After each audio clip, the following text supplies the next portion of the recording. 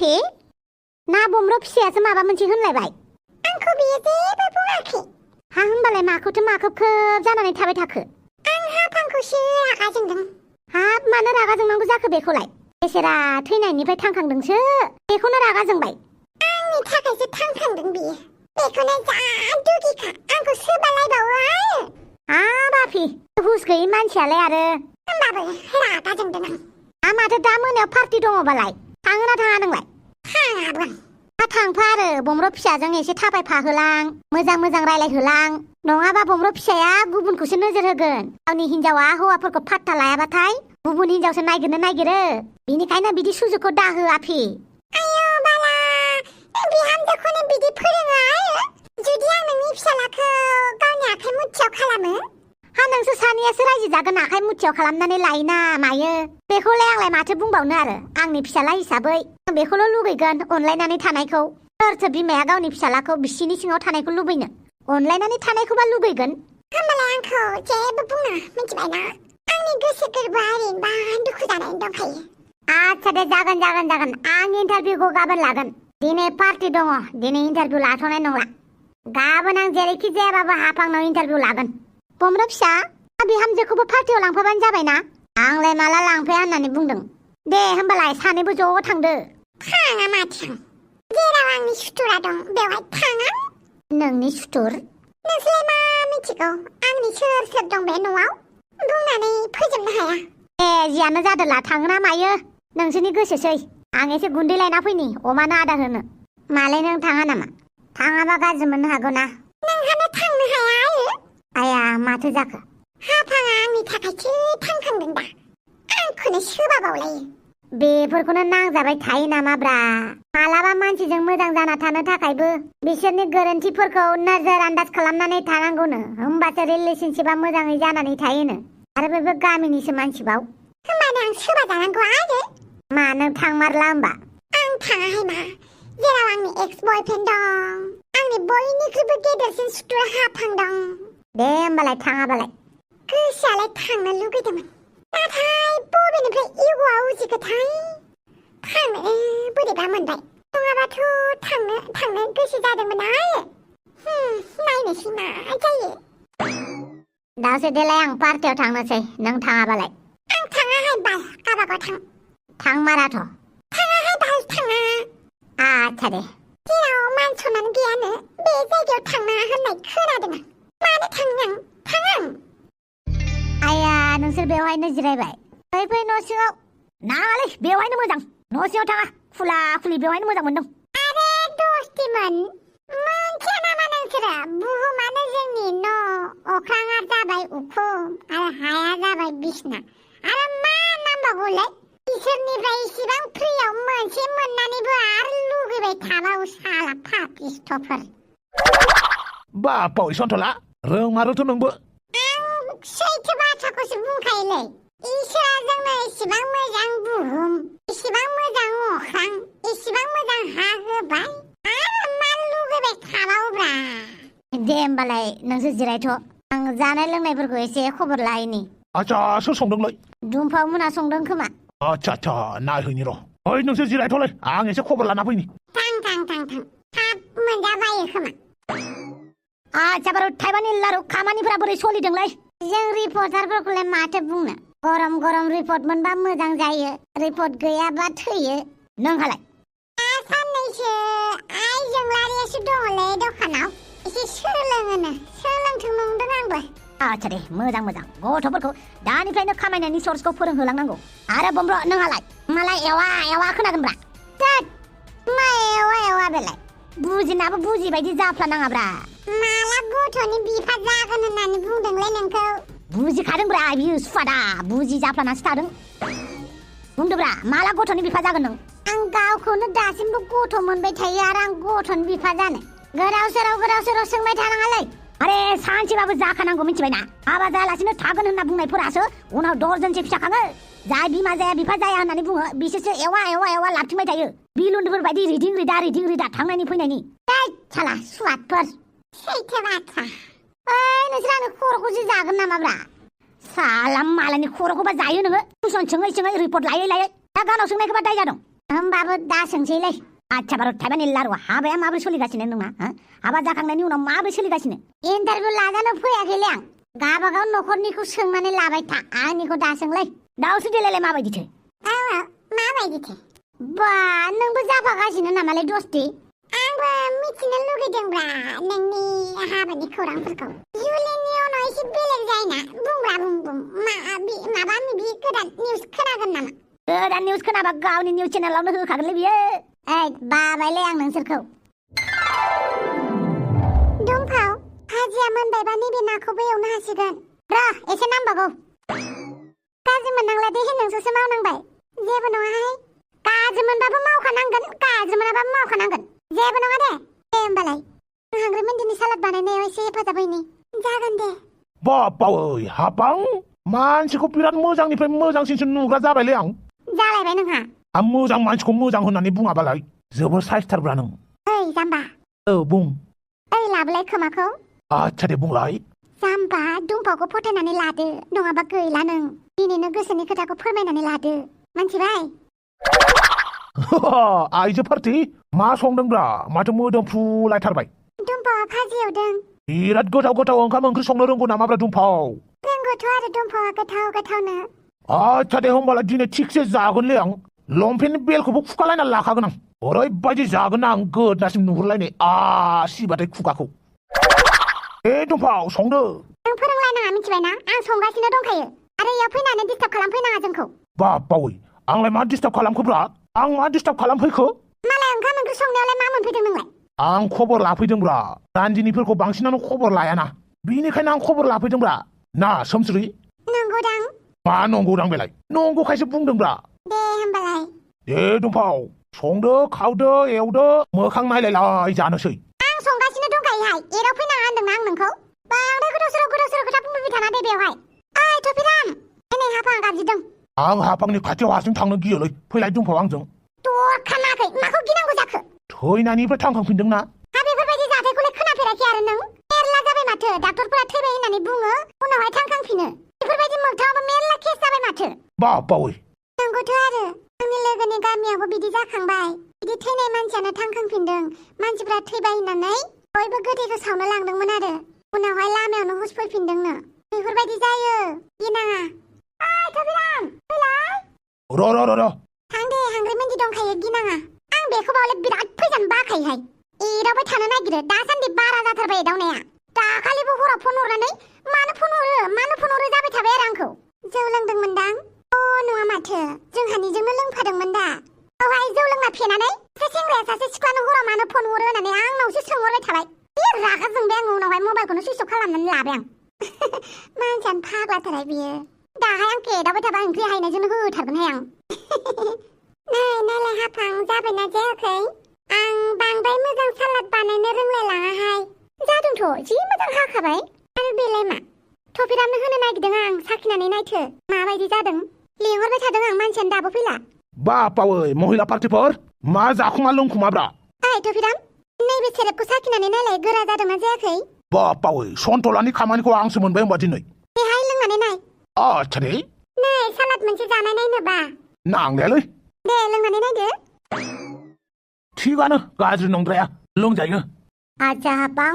दे बाहेरावबो सन्थला मोननो माबा मोनसे हैदो भाजिया मोनखासिगोन भाजि मोनबानो हैनोसै साहाबो लोङानो बेनिखायनो जौखौनो एसे हैदो दे आच्छा थफिराम बाहागो मोनबायानो नामा दिनै सन्थलानि खामानिखौ मोनदोंलै आं आच्छा साखिनायनो होदों दे लों माबा मोनसे लानानै लोंदोब्रा र दुमफाव मोननाव मा मोनो एसे एग्रांहैनि आं दुमफावनावनो बिथां आरो बिहैनि र दुमफावजों थिगसे रायजागोन बे दिनै दुमफावाबो जिबायदिखा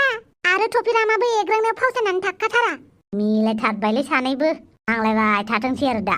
गथ'फोरालाय गासिबो गोजौनि रुमाव दंजोबो जोंनि पार्टियाव फैयानो अब्लाबो नाहैखुमाथारगोन आं मा खालामदों मा खालामाखै जागोन दे हांग्रिमोनदि सालादा जाबायबा दे जौफोरखौ एसे राननानै हैदो जागोन दे आदा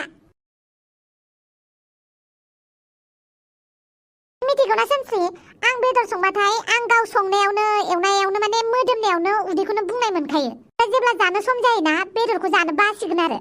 मालाया संनानै होबाथाय जिबायदि गोथाव मोननानै जाबाय थानो लुगैयो अमा बेदर होनबाथाय आरो बुंनोनो नांला बापावै नंगौ नामा बिदिब्ला आं नोंनि थाखाय अमा फार्म बानायखागोनलै मा जाखांफैलायखोहाय नोंहा मा आं जाखांफैबाल' फैयो नामा रायलायनो फैदोंब्रा नोंसोरजों ना सोमस्रि नंगौदां मा नंगौ दां बेलाय नंगौ दां उदै बुदां बे नंगौब्रा नंगौ ओमफ्राय मा जौ लोंबायानो नामा नों लोंबायथ' आरो लाबो भाजिफोरा जानोसै आं बेवहायलाय मानो लोंफैदों नोंलाय सन्थ'लामोनजों थांनो हाया मालाय सन्थ'लामोनाबो लोंनो लाबाय जागोनब्रा जागोन बिसोरजोंबो लोंगोन दा नोंसोरजों रायलायगोरनिब्रा लाबोलाय भाजिखौ एसे सोलास्लिमनि दुमफाव बे ना भाजिखौनो होदोहाय बेनो लाबो मा दं ना आच्छा दुमफाव बे नोंनि खावलाय फारनाया मा एसे गोजा गोजाब्रा मा फोननानै लायोब्रा दुमफाव नोंनोलाय मानो नांगौ माने नोंनि बे गोजा गोजा खावलायखौ नुबा मा मा माने नोंनि बे गोजा जा खावलाय फारनायाव थानायखौ नुबा आपेल फिथाइखौ गोसोखांनानै बे आपेल फिथाइखौ जाबाथाय ख्राव होननाय मोनसे सोदोब ओंखारा बेखौ गोसोखाङो आं फाग्लाया खोनाबाय दुमफाव बिनिखायनो सोंदों आं बे नोंनि खावलाय फारनायाव मा एसे गोजा गोजा मा बेलाय ना नानेखायानो गोजा गाबनि नोंना मालायनाथ' नानेखाया गोसोमसो थायो नोंनालाय मा एसे गोजा जा आपेल फिथाइ बायदिब्रा जाथावथाव साबबागासिनो सोबा जागोन दा नांजों नाया लानो बाला रथ'ब्रा रथ' दसे गसंथ' मानसिनो माबा मोनसे जानाय बुस्थु होबा मोजां गोसोयै होनांगौनो दुमफाव बेखौ नों उन्दैनिफ्राय सोलोङाखै नामा आच्छा दे उन्दैयाव सोलोङाखै दा देरबाबोथ' मोनथिबायना नों आं फोरोंबायना बिदिनो आंजों थाफाबाय था आं बिराद मोजां मोजां बाथ्रा फोरोंगोन दुमफाव फ्रियाव फोरोंबाबो नांथारा आंनो नोंनि फोरोंनायखौ आरो नाया लानोबा लामाबा रब्रा र' लाथ' खोन्थालाय बे नोंनि खावलाय गोजा जानि रहस्यआ मा बाल जाबा जाया थाहाय र' जायो लाबो होमबालाय मा फालतु खालामगासिनो नोंजों बेवहाय टाइम पास खालामनो टाइम गैया आंहा लानोबा लायाबा था आच्छा दे हरदो होमबालाय बेवहाय जुमायानो लोंखांजोबबावाखै पेक जाबायानो आच्छा सोमस्रि नोंहाबोथ' बिनानाव फामै दङलै औ दङ आंजों समायगोना समायाब्रा है मालाय गोसो थोनाय गोनांफोरखौलाय मा बुंनांगौसै आंलाय माथो सन्थ'लाय आंनो होगोन होननानै बुंनायमोनलाय बिनि खोथाखौनो लाबाय नों जौ लोंनानैसो बुंदों बियो जौ लोंनानै बुंबाबो थारखौनो बुंदोंब्रा बियो फामिखौ रावखौबो खाहोनाङालै फामिनि बिलाइखौबो रावखौबो दांहोनाङा रोदाखौबो दांहोनाङा देन्थाखौबो दांहोनाङा माने बिबारखौ रावखौबो खानोनो दाहो दानि जुगनि सिख्लाफोरखौ कि माबा बुंनो हायो मालाय मोजां मोननाय दंखायो मालाय मोजां मोननायजों रायलायगोन थांगोन आरो ओइ दुमफाव लोंनोबा सिरि लोंनोबा लोंहाय बाल बेवहाय फैनानै दावराव खालामफैबाय थानाङा हासनथला मोनजोंलाय मानो लोंहैयाखै र' लोंहैगोन सिन्था खालामनाङा मानोबासो फैनो आं एसेबां डिस्टार्ब गिबियावनो आंनि गोसो गोरबोनिफ्राय जोबोद गोजोननाय बावहरनाय थाबाय नोंथांमोननिसिम दिनैनि बे बुब्लियाव नोंथांमोना बाहागो लाफैनानै जोंनि मोजां समाव जोंनि गाज्रि समाव जेब्लाबो हेल्प होनायनि थाखाय हेफाजाब होनायनि थाखाय जोबोद गोजोननाय थाबाय आंनिफ्रायबो जोबोद गोजोननाय थाबाय नाथाय आं जायखौ गोजोननाय बावहरनांगौमोन बेसो फैयासै दावस्रि देलाया मानो फैयासै दावस्रि देलाया बोराबदो खोमालै दे अब्लालाय मालाबा दावस्रि देलायजों मोजाङै रायलायनोसै आं आरो आं मा बुंबावनो नोंथांमोनखौ आं बिदाय लाबाय होननानैसो सानखाबायमोन आरोना देहायाबो आंना गाज्रि जाखाबायमोन माने आं गावखौनो बोरैबा मोनखाबायमोन आरो बेनिखायनो आं सानबायमोन आंनि जिउआ जोबथाहांबोखाबाय खोमा होननानै नाथाय नोंथांमोननि अननाय आरो अडियन्सफोरनि दुखुनांथाव थुलुंगा हेफाजाबा जोबोद गोसोखौ बोहोनो हादों बेनिखायनो नोंथांमोननि सेराव आं नुजाफैनाय जाबाय जोबोद गोजोननाय मोनबाय आरो लाब्रा नायगिरि लोगो नोंथांमोननिसिमबो जोबोद गोजोननाय बावहरबाय मानो होनोब्ला 600 एपिसोडा कमप्लिट जानो हाबाय बेनि थाखायनो थैंक यू सो माच रायजोफोर जोंखौ अनसायनायनि थाखाय नोंथांमोननि गोसो गोरबोआव बयनिबो केरेक्टारा माबा मोनसे बिहोमा होनो हानायनि थाखाय नोंथांमोननि कमेन्टखौ नायनानै मिथिनो मोनो जे नोंथांमोननि गेजेराव साफ्रोमबोनि केरेक्टारा गोसो बोनो हादों आरो साफ्रोमबोनि केरेक्टारानो नोंथांमोननि गेजेराव माने नोंथांमोननि गोसो गोरबोआव जायगा आवग्रिनो हादों बेवहाय आंनो जा एबा दावस्रि देलायानो जा एबा सन्थलायानो जा एबा अमा राजायानो जा एबा एमाव राजायानो जा एबा दुमफावानो जा बयनिबो केरेक्टारा नोंथांमोननि गोसो गोरबोखौ गोजोन होनो हानायनि थाखाय जों गावखौनो लाखि होननानैबो सानो आरो जोबोद गोजोननायबो मोनबाय फैबाय थानाय समफोराव नोंथांमोननो जोबोद मिनिथाव लाबोफिनबाय थागोन आरो मोनसे खोथा लाब्रा बड' सेकेन्ड चेनेलावबो सीजन 2 स्टार्ट जाबाय बेवहायबो बिराद धामाका जागासिनो दङ जाय बिथांमोना सीजन 2 खौ नायाखै बिथांमोना थांनानै नायहैनो हागोन गिबियाव नोंथांमोना बोजबनो एसे गोब्राब मोनगोन नाथाय उनावहाय नोंथांमोनाबो जोबोद मोजां मोनलांगोन जेरैहाय लाब्रा बड' कार्टुन सीजन 1 आबो फार्स्ट समाव बेफोरबायदिनो एसे बोजबना लानो गोब्राब मोनो उनावहाय बोजबलाङो थिग बिदिनो सेकेन्ड चेनेलाबो नोंथांमोननि गोसो गोरबोखौ जायगा बोनो हागोन होननानै मिजिंथियो दे होमबालाय फैफिनदो भिडिअआव हांग्रिमोनदि नोंलाय जेबो जाया नामा आं मंगलबाराव जेबो जाखाया ना बेदर जेबो जाया आं आयो होमबालाय दालाय माथो जाबावगोन दे जेबो नङा दे बे सालादफोर दङ ना बेफोरखौनो जागोन ओइ नारजि फै लाफै र' होमबा दे नोंसोरो लोंबाय थाथ' बै पार्टि मोनसेखौबो नायनानै फैनि आच्छा बार' थाइबानि लारु एमाव बेटामोना गोजौआवनो दङ ना आं बिसोरखौ दाबो नाहैयाखैनो र' नाहैनि मा खालामदों दे बिसोर दे एसे रंजाथों बिसोरबो दिनै रंजानायनि दिन जाय जेसेबां हायो रंजाथों जाथों लोंथों गाबोननिफ्राय स्रि स्र' जाफिनलायसिगोनलाय गावबा गावनि खामानियाव बिजि जालायसिगोनलाय बिनिखायनो मोखां नायलायलाय सानसे जानायाव रावखौबो जेबो बुंनाङा दे नोंसोरो दसे लोंलायथ' आं गथ'फोरखौबो एसे नाहैनि ओइ नारजि बुदां फै जिरायफै जागोन दे जागोन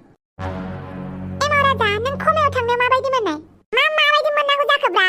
मा खमायाव थांनायखौ बेरायनो थांनाय बायदि मोनदों नामा देलाय खोन्थालाय आं मा होननानै बुंनो आंबो खमायाव थांनायखौ मोनाखैब्रा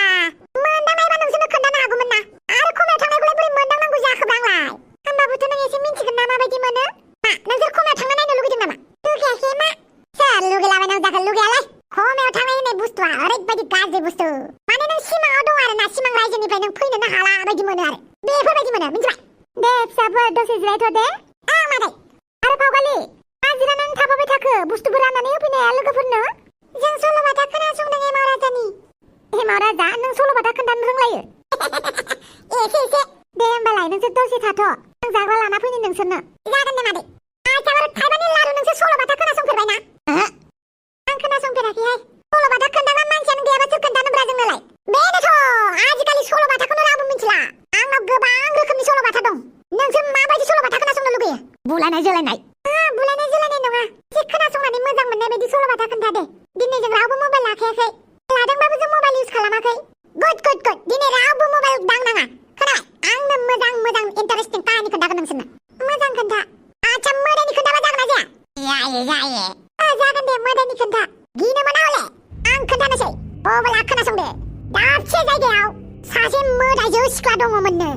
बे मोदायजोनि महरा ओरैबायदि गिलु बालु हराव थाबायोनो बियो आथिं उल्था जि माने गुफुर जि गाननानै खानाय आइलि जाइलि हारसिंनो बेरायबाय थायोनो बे गामिजों थांलाय फैलाय जायो आरो ओमफ्राय हर जाबानो गामिनि मानसिफोरा बे मोदाया बे रायखुसे बेरायो होननानैनो रावबो 6टा बाजिनिफ्रायनो गामियाव ओंखारखाया माने न'नि दरवाजाफोरखौ होथेजोबनानै थाखायो आरो बिदिनो सानसेखालि